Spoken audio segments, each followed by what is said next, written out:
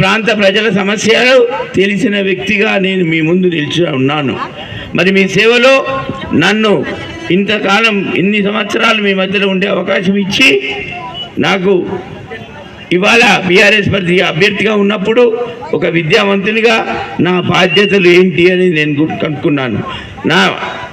నాకున్న విద్య మరి నాలాగా విద్యావంతులు చాలామంది ఇక్కడ కావాలి.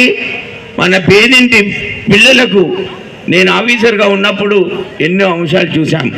మరి బిడ్డలను కొడుకులను మంచిగా చదివించాలంటే, మంచి విద్యా సంస్థలు చదివించాలంటే నిరుపేద కుటుంబాలు ఇంకా ఉన్నాయి మన గ్రామాలలో, పట్టణాలలో.